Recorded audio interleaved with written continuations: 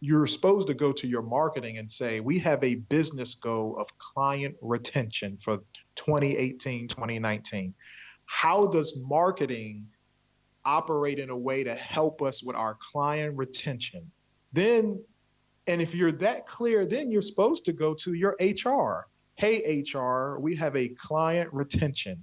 How does HR help us with client retention? Do we need to retain our own employees so they can have longer relationships with our clients? Maybe that. And so you really start to say, if your business has clear goals, you then go to every single department, HR, billing, marketing, sales, operations, and ask, how do what you're doing within that function within our business help us aid in this goal?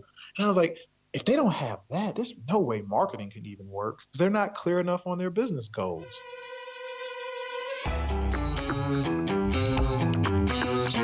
Do you want to earn more?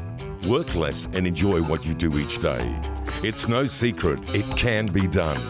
This podcast with Dr. T will not only educate and inspire you, it will also teach you how to do more and be more with the time you already have. It will be like a shot of adrenaline straight into the heart of your business. Here is your host, Tyson Franklin. Hi, I'm Tyson Franklin, and welcome to this week's episode of It's No Secret with Dr. T. Now, this week, as promised, I mentioned it last week, I have Patrick McFadden back on, marketing consultant with Indispensable Marketing. And today, we're talking about a really interesting topic called Rise and Grind. Now, the reason we came up with this, we kept talking after I pressed stop on last week's recording, and we moved on to a subject called Rise and Grind, and I was just like, okay, we need to talk about this again. So, Patrick, how are you doing this morning? I am fantastic, Tyson. How are you today? I am great. And this concept of Rise and Grind, and I saw it on your Facebook page that you tend to put a lot of quotes out each week. And at the beginning of it, it always says Rise and Grind. What was the Rise and Grind content? What's that all about? Yeah, for me, it's about being able to get up and do what you need to do while you're awake. I think a lot of people, this is where social media sometimes is bad. It's a lot of people, you ever heard that sometimes it's bad to tell someone your goals because you get as excited and endorphins and all that stuff goes through your body and you're so excited to tell someone your goals that you don't actually achieve them.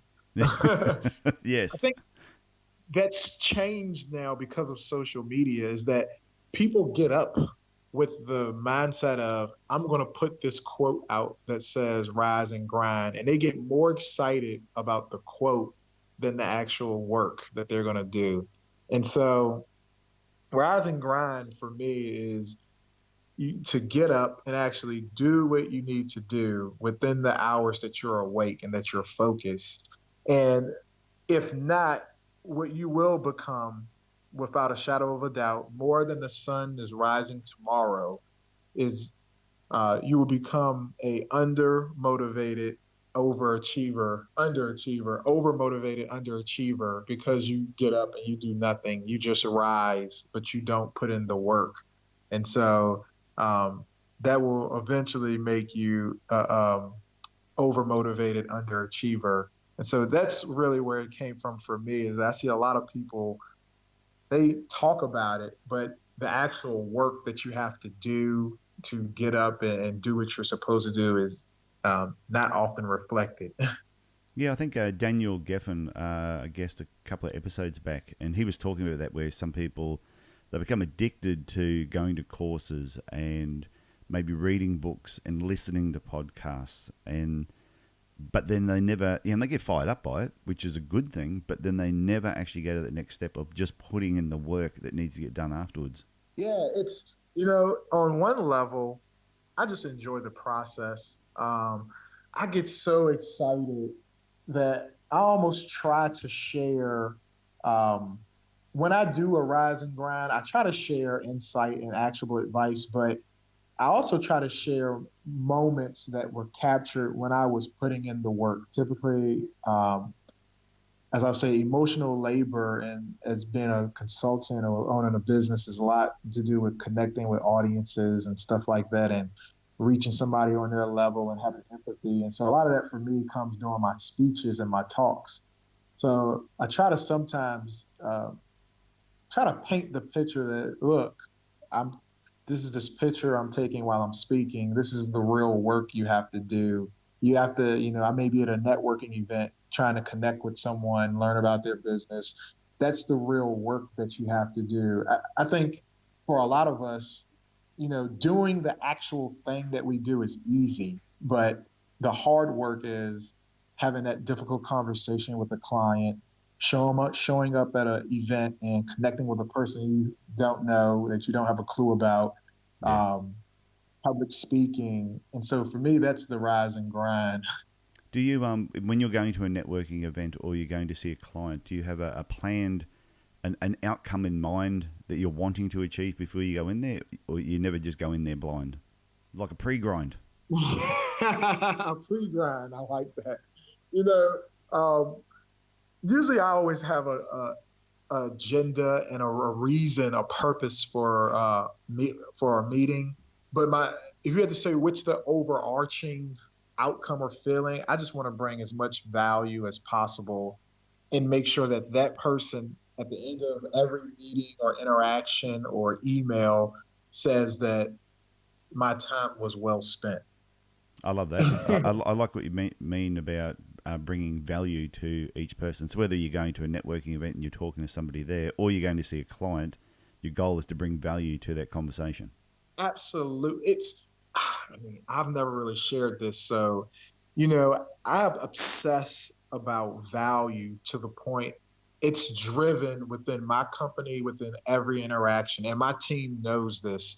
They know that, when we can, we send out the meeting invites because we want to say, we're going to bring you value and save you time by us setting that invite and sending it to you. We close conversations off with meeting recaps and weekly updates. And I obsessed about, is this interaction, is this email, is this phone call, is this calendar invite, is this referral, is this person meeting me for the first time at the networking event going to bring them value, which means their time was well spent. And so it drives me to the point where I guess that's what makes it my curiosity of wanting to know. Tell me about your business and what you do and who you are, because I'm trying to figure out how can I bring value to you. Okay, so when you're working with a client and you're meeting them for the first time, you spend a lot of time figuring out who they are and what they do. Then you put a strategy together to actually help them. Absolutely. That's in that sense, that's how I've decided that I can bring the most value to a client or a prospect, is once you've fully understood the dynamics of the marketplace. I can give you a real life example of this. We have a client. Actually, I have two examples of this actually, so it's a good day. Yeah. um, we work with a local handyman contractor here in Richmond, Yeah. and we were having a strategy conversation on what's going on in the marketplace, what are the dynamics we're seeing, what's trending, and we started to notice that the real estate side of our business is starting to try to or is tailing off a little bit. And when we did a little research and dissection, what we found is that the homes are selling, the market's so hot for homes that the work we used to do I used to call it before or pre-listing repairs, Yeah. which is when a homeowner wanted to sell their home, they had to get these repairs done to make it happen. The homes are selling so fast that people are willing to buy the homes and bypass those repairs. So we weren't getting as many calls from that work anymore. So what we figured is because the marketplace has shifted and we've understood that the problem is the work still needs to be done. It Yeah. just needs to be done now on the buyer side. So where we enter the conversation needed to change. Before we were entering on the realtor side with the seller. Now, because the homes are still being sold and that work still needs to be done, we're now asking that the real estate agents incorporate us as for them, a additional a value add of, hey, We know you just got the home sold and you're going to still need some things done probably. Here's a resource that we recommend to take care of some of those to-do list things that you end up finding. And so by just thinking through and understanding that the dynamics of the marketplace, we're able to reposition our business and our services to still do the work, but on the other side of the buying process. That's a great example of actually changing your tactics. The strategy's the same, that the work needs to get done, but the way that you're going about it, like you said, it's instead of it being the seller fixing up the house before the sale, it's the buyer fixing up the house after the sale. Absolutely. And the second, that's one way we add value to. Whereas so the handyman, for example, if he wasn't thinking about it and wasn't talking with you about how they're going to actually go about this, may have thrown in the towel, going, "Oh well, none of the sellers want my services anymore," not thinking, "Hang on, that work still needs to actually get done." You got it. And that's exactly what was going on with our client. They said, "Hey," I said, "Well, let's take a look at it. Let's examine the marketplace. Let's do a diagnosis before we do any prescriptions. Let's examine and see what's going on." And then when we're able to really dig in and see, okay, it's just the marketplace has shifted. The way the interactions that the seller and the real estate agent, it's okay. So we still know that work needs to be done. And we understand that from our perspective, the real estate agent still wants to have an interaction even after the sale. And they still want to be seen as a valuable resource. And so how we fit into that story or that equation is saying, hey, offer us as an additional solution or value add, and it's going to make you look like the big winner, and they're going to thank you. And it's just easy once you understood what the real estate agent wants and what the homeowner needs. Yeah, That's easy. and that's putting in that's a bit of extra grind. So it's like bonus grind. That is a bonus grind. And back to what you said, the typical home service contractor would have given up. They would have said, I guess our services, our marketing isn't working anymore, and we need to change the messaging up. We need to switch and the truth was, this was just a little switch. Messaging was fine. We just needed to target it more on the opposite side of the buying process rather. And so, again, like you said, that's part of grind. That is a real grind, because finding that answer, again, what I tell people is that you won't find that hiring somebody to do your website wouldn't give you that insight. Yeah. Hiring somebody to do your SEO, your content, your social media, your advertising, they don't give you that type of interaction and insight. But my company is built to serve a customer in this capacity. So therefore, we have the time and the allocated resources to give you that type of knowledge and information to make business decisions and float the right way. This is what I like about your company, and it's exactly the same as the way that I think when I'm working with coaching clients or anybody. It's some people, like you said, they'll go to an SEO company and that's all they do. They'll do your SEO, but they won't strategize with you. You go to a website developer and they'll do your website, but they're not there to help strategize your business. People should seek, I think, independent third-party companies to help them put their strategies together. Then go, okay, now you need to look at your website, your SEO, and other areas of your business or other areas of marketing. Yeah, that's the only way marketing is effective. In fact, just today I was thinking about what are some of the common mistakes and things that I hear from small business owners. And one of them is that they think marketing is a magician or it's magic. Yeah. And I was just thinking through, marketing is a function of the business, right? Just like everything else. And I said, if a business really had clear business goals and, whether that's we want to retain more clients as a business goal, right? Okay. So what's really supposed to happen is you're supposed to go to your marketing and say, we have a business goal of client retention for 2018, 2019. How does marketing operate in a way to help us with our client retention? Then, and if you're that clear, then you're supposed to go to your HR. Hey, HR, we have a client retention. How does HR help us with client retention? Do we need to retain our own employees so they can have longer relationships with our clients? Maybe that. And so you really start to say, if your business has clear goals, you then go to every single department, HR, billing, marketing, sales, operations, and ask, how do what you're doing within that function within our business help us aid in this goal? And I was like, if they don't have that, there's no way marketing can even work because they're not clear enough on their business goals. That's brilliant, because I think everyone hears about you need customer, client, or patient retention, and everyone's going, yes, that's what we need to do. But no one, I've never heard anyone say you need to set that as a business goal. And as soon as you set something as a goal, then other things need to be put in motion to actually make that goal achievable. You're then measuring it as well. Absolutely. And you have clear, I mean, it was such clarity. And by the way, I believe clarity is a competitive advantage, a real differentiator today. I believe if you can bring clarity to people, you're pretty much very unique in the marketplace because it's so much information that people are looking for insight.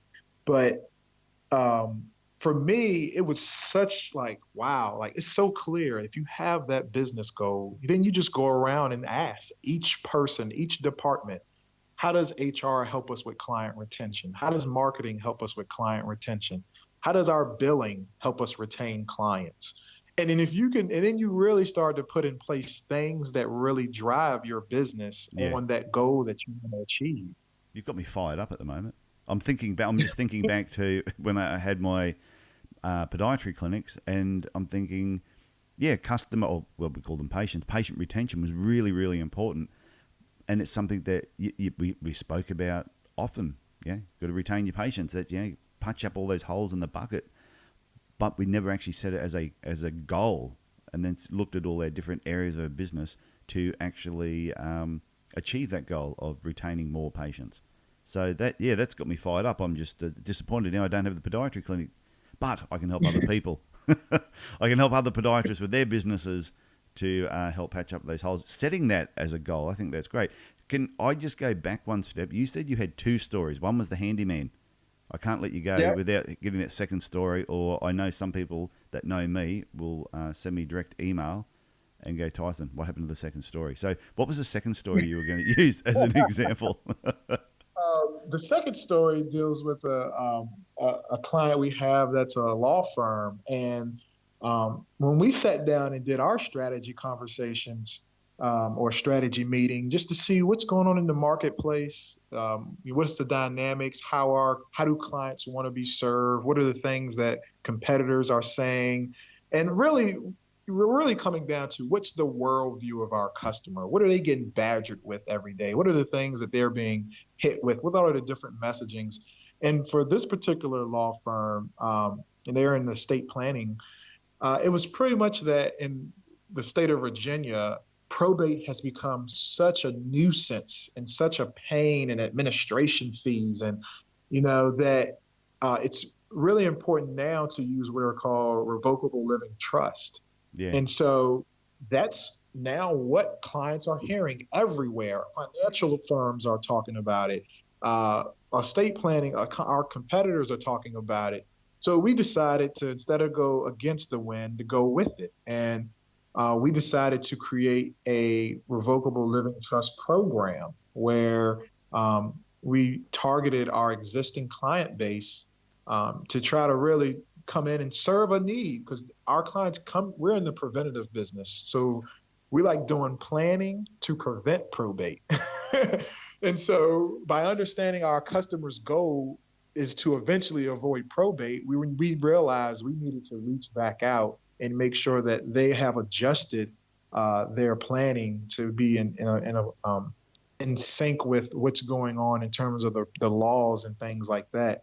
And that's been a real kicker of a program right now. Our client, like I said, I think before, they're closing literally 50% of what they're sending out. They're getting a nice response. They're getting a 50% response rate as well. But we would have never known we would have never known to create that type of program unless they had that insight around in the diagnosis of what is the current marketplace, Yeah. what is it that our customers are hearing, what is it that they ultimately came to us for, what is the real problem that we're trying to solve, and how do we guide them to getting that end outcome of avoiding probate, regardless of the vehicle that it has to be used, whether it's a will, whether it's a last testament, or whether it's a revocable living trust. We're going to make sure that they avoid probate.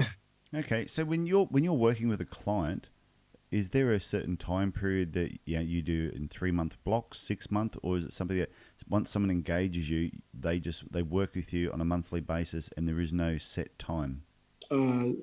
Set times to do the strategy conversations. Yeah. Someone rings you up and they go, "Hey Patrick, I actually heard you on It's No Secret with Dr. T. You seem pretty cool," and they contact you. They actually contact Indispensable Marketing. They contact you. You do the strategy session. Is that a one-off thing, or is it something you do over a number of consultations with them, or is it an ongoing relationship that you have? Yeah, so we have a strategy consulting package that takes between 60 to 90 days. Sometimes we can get it done in 45, depending on the size of the organization. But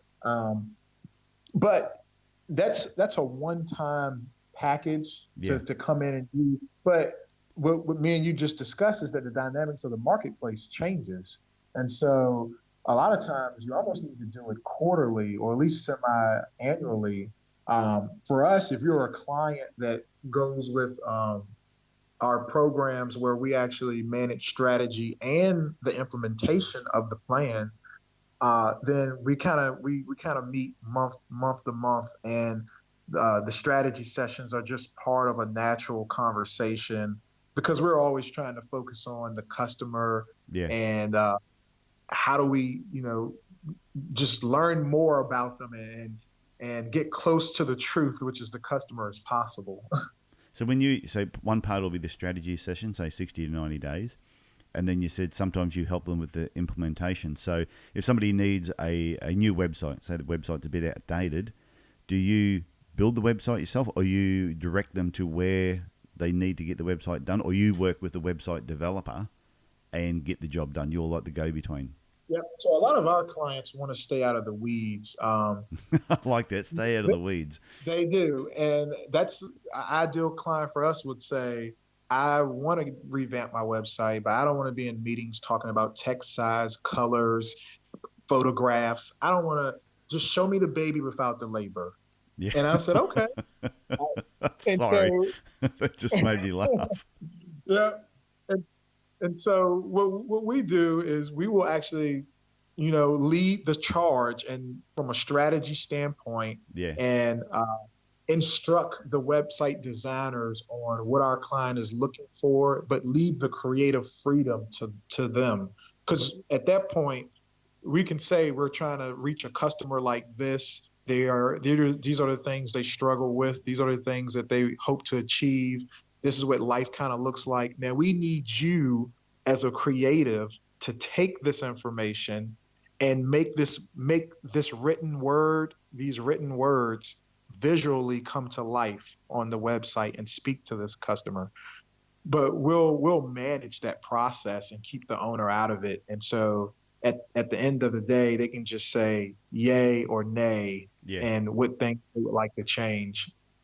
So if they already have a website developed, you look at it and you go, that looks like a dog's bowl. It needs to be cleaned, or just totally remade. Do you go back to their website developer, or do you have certain website developers that you work with strategically, or you go back to theirs and you liaise with them to keep them out of the weeds? Well, that's a good question because we do get that question a lot. We actually do both. Oh, good. So if someone has a website developer that they enjoy and love and have a relationship with, and they just need direction from a strategy standpoint, then we just come on in and collaborate with the designer and say, hey, We're not, because we have to be very clear. We're not trying to steal your customer or the business. Who we are is a strategic marketing firm and we develop a marketing process and we manage this. And we're here to make sure you actually retain your client longer. So by doing the things that we map out, you can just, and it's going to, and what they end up finding is here's my like pitch for web developers. And I always say, don't you hate being on revision 50? Yeah. And they're like, yeah, the client doesn't know what they want. They keep revising. It's like, we get you to revision 2 or 3. That's it. Really? So you know what that means? More money in your pocket because you don't have to be doing all these revisions and you Yeah. spend less time. And they're like, oh, so you can actually improve the profitability of my website agency. Absolutely. Because when we're on board, we're going to have a very defined customer message, the problems we solve, who we want to reach, and all of it. And they're like, oh, and actually, they usually learn to enjoy us. That is so that's great. So you can, and so this is where you would get a lot of referral business from different businesses. So do you do the same thing with SEO companies and online and offline marketing companies? Do you liaise with them as well, or do you actually do some of that yourself? You actually place the ads, get a commission, that type of thing? Nope, no commission sharing here. It's the same type of engagement. In Beautiful. fact, advertisers love us because one thing we know for sure, more than the sun's rising tomorrow, is that if a small business owner runs ads with a salesperson, they're probably going to cancel in 3 to 6 months. Yeah. And so what we do is often come in and actually explain and do the education process for the salesperson of saying, if we go with these, if we're going to run this advertising, it needs to be for a year. And then we also set the expectations for the advertiser. We need to have tracking, a phone number that's going to be trackable. We need to have all these things in place for us to go with you because it has to be measured. And so we're taking precautions to protect our client as well as protect the advertiser, because it does them no good to have a client sign up and leave in 3 months because they didn't Yeah. get enough traction. And so and we're just trying to make a win-win. Our client needs to reach a subset of the customer base. You have the attention of that customer base. Let's figure out how we can reach our audience and you be the medium to make that happen. But they end up loving us because usually they're going to retain their client longer because we have the right messaging, call to actions, and all that stuff that they would be guessing on, we actually can solidify. Yeah, I like what you said about making sure you can measure everything, because I think it doesn't matter whether it's online or offline. It could be old school, a newspaper. And I know some people in the online world go screaming, waving their hands above their head at the moment, saying, "Oh no, newspaper's dead." But for certain businesses, it's not. But I always think if you can't measure it, then you shouldn't do it, because you need to be able to measure it. So even if you're doing an old newspaper ad, if you can measure and it's bringing in 10 times more than you're spending, then it's like, how much do you want to make? Heck, Tyson, I lost a client that we doubled their business Yeah, because I didn't put in place a measurement component. And what was funny, and this is why we do everything that we do in our businesses very intentional now, for the point of we having weekly updates that go out, monthly review meetings, strategy conversations. Everything's intentional in my business based off experience. But we lost a client that we doubled their business because we didn't acknowledge the results that we had provided. And Yeah. so they assumed that it was them, that it was their efforts and what they had done to double the business. And that was a real clear indicator for me that repeat business is always linked to some type of way of reviewing results or results reviews. If you're a podiatrist and I need comfortable feet, and you give me an orthotic or change something, and now you need to measure that. Hey, yeah, 2-week follow-up. Are your feet more comfortable? Yes. I'm glad I was able to measure and get you the outcome you came to us for. And in every business, there's always a way to measure the results that people, or the outcome that people wanted. If you're an insurance agent and you say you could save me $500, come back to me 6 months later, a year, and ask me, did I save the $500 that you promised me? If you're saying you can protect my home because of security alarms, how many times did a potential intruder step up? Were they zero notifications of a break-in? Yeah. You're measuring the fact that my home is safe and acknowledging the results. I will always do repeat business with you. No, that's good advice, and I believe that it's just there's got to be measurable points in everything you're doing, especially like when you're dealing with people or patients. There's got to be a measurable outcome. You can't just do treatment and then expect people to just let you know when everything's good. You need to make sure it's good, and let them know that you were a big part of that. It wasn't the advice they got from their mother-in-law. That is, I could see that. Well, it was the advice my mother-in-law gave me that made my feet Yeah. more, She told me comfortable. if I got a silver spoon and rubbed it on my knee every night before I went to bed, that would actually help my knee. And you know what? I think that actually did the job. Those inserts you put in my shoes, I don't know. I can't see how a bit of plastic or a bit of rubber could actually do anything. So, oh, geez, I've heard it all. I've got a question for you about, we've been talking about rise and grind, which I love this concept about people getting in there and grinding. And also you've got to do the grind yourself. When you're with a client, you're doing your strategy session. Sounds like there's a lot of grind in there. And we've talked about pre-grind, grind, and almost like a bonus grind. How do you manage your time each day? Working with clients, you must have a lot going on, dealing with so many different people. How do you manage your time, right, from getting up in the morning till the end of the day? Is there a process you go through? Really, it's delegation. No, I, delegation's good. yeah, for me, managing my time really comes down to the delegation. Really, I've already set out the things that I enjoy to do, and I delegate the rest to my team. And um, I do say no a lot because I believe the moment you say yes, you're also saying no to other things. And so Yeah, for me, I say no a lot. I turn people down. It's just, and you may catch me on a good day and we're having a chat or coffee or something. But that's how I manage my time, is with the power of no, a calendar, and a team. yeah. There's a friend of mine in Cairns, Sam Harrop. He's actually been on my podcast twice, and there was something that he said that by having, I'm probably going to bugger up the way that he said it, or how he explained it, and I know he listens to this show, so sorry, Sam. But he was talking about when you have your day mapped out properly, yeah, in your diary, and you know exactly what you're doing, and somebody says, "Oh, so can we have a coffee at 2 o'clock?" and you've already got something scheduled in there, and you just go, "No, sorry, I can't."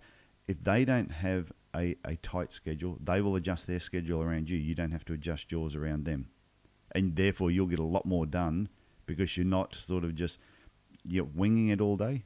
I find that to be true. I'm grateful to be at a point in my business and my marketing consultancy where um, people do bend over and I'll come meet you. I don't care if it's 5 minutes. Can I chat on the phone for 2 minutes?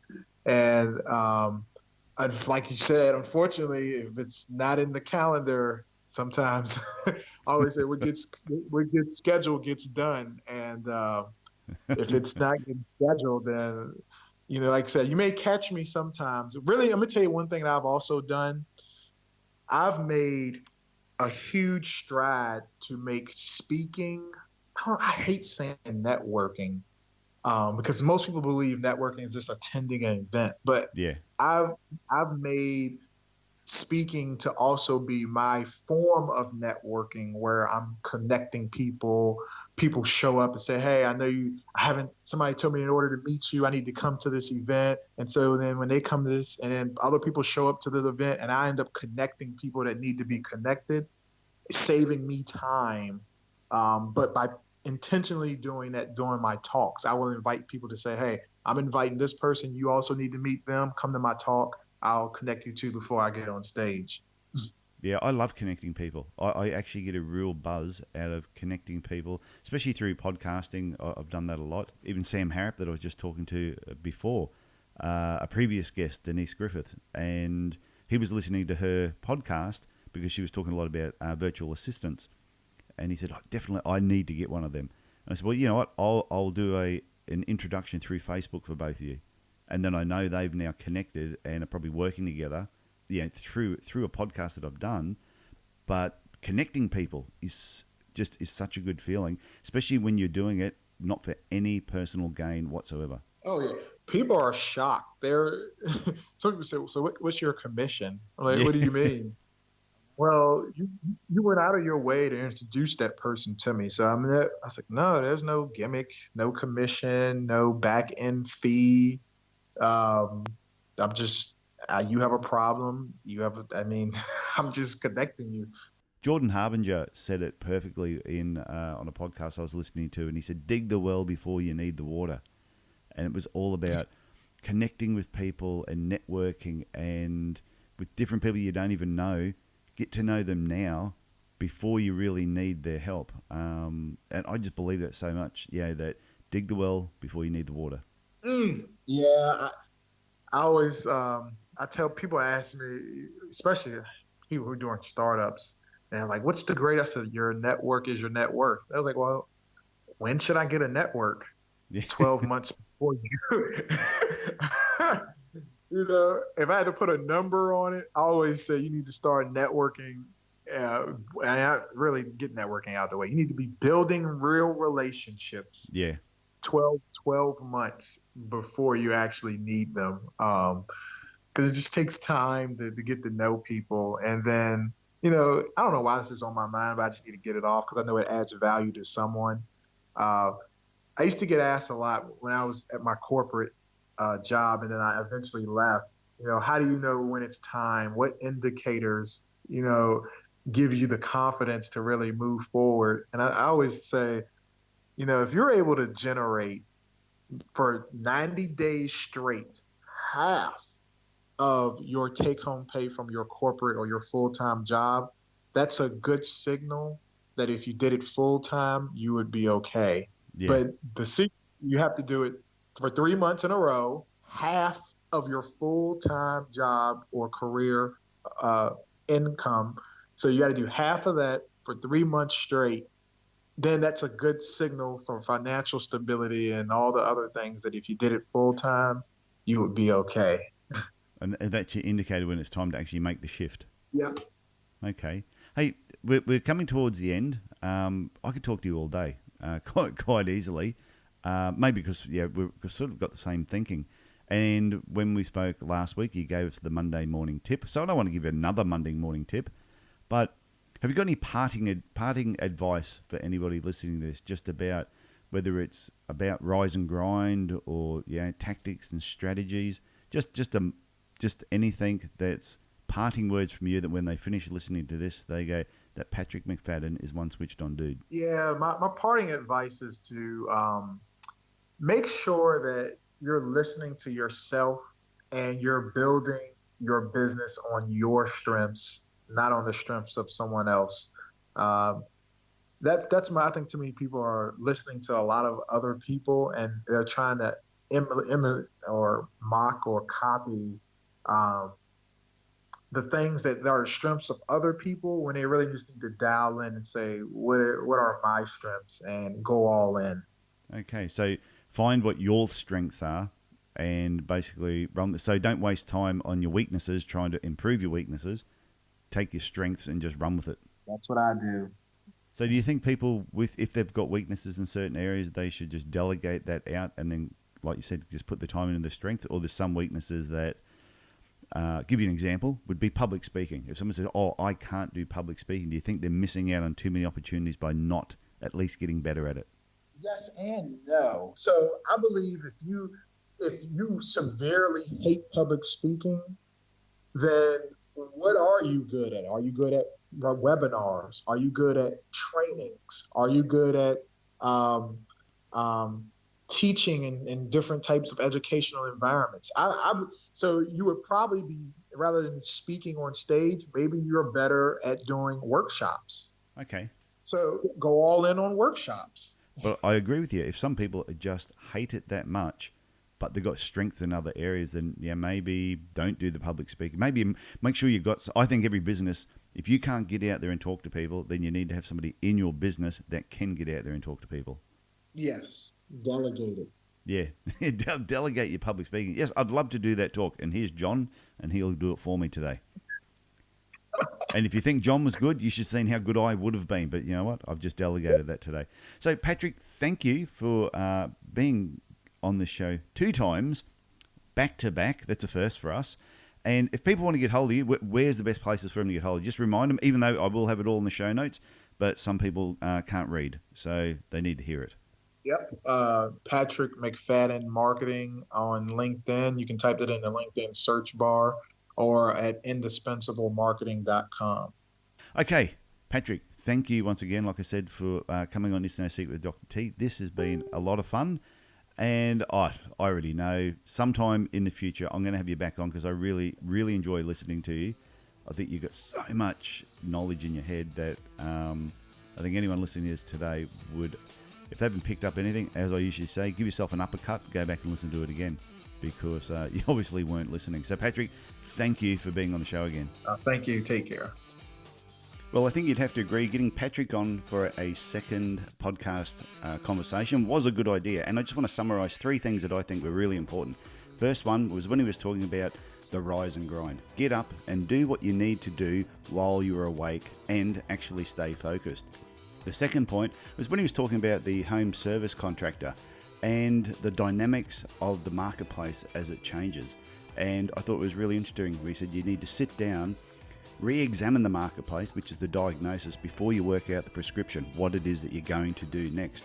And the third thing that I think is really worth mentioning again is having clear business goals, because clarity is a competitive advantage. So who have I got lined up next week? It is Dr. Chris Zano. Now, Chris Zano is a former Mr. America and Mr. Universe in bodybuilding.